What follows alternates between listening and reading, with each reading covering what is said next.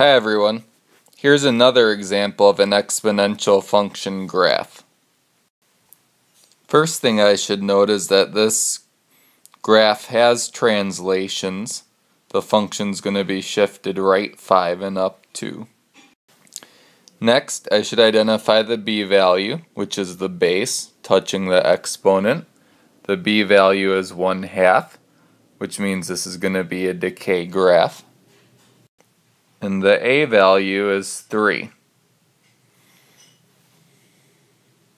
The translation up 2 units puts our asymptote at y equals 2. Next, we consider where the y-intercept would have been, which would have been at 0, 3. I mark the point on the graph with the x. However, because of the translations, we're going to move this point from 0, 3, 5 units to the right and 2 units up. So now I know that the point on the actual graph is at 5, 5. Because it's a decay graph, I'll pick a point to the left. An easy enough one to use would be x equals 4.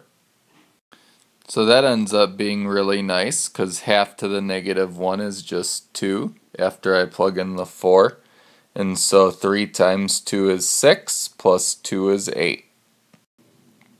Again, if I think about the shape before I draw it based on that there's no reflection over the x-axis and that it's a decay graph, it should be going in this direction.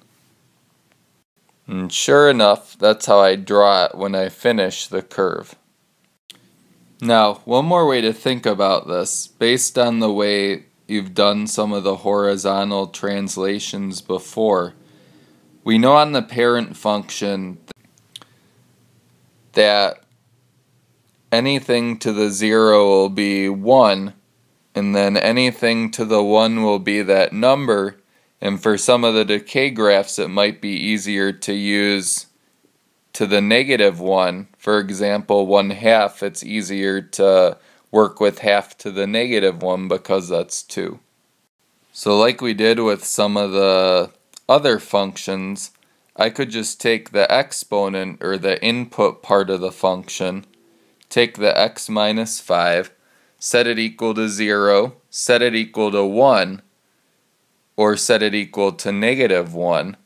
In this case, I'll use 0 and negative 1 because it's a decay graph, and then that'll give me really nice x values to plug in for sure. So this graph was a little more complicated to draw because of the translations, but again, it all goes back to knowing that the vertical translation tells you where the asymptote is.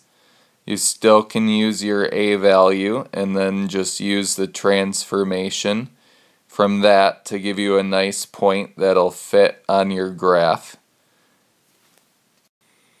And again, I'm giving some suggestions for ways to find a nice x value, but remember, in reality, the nature of how a graph works is that you can plug in any x value and then get out the y value. And all those points connected make up your graph.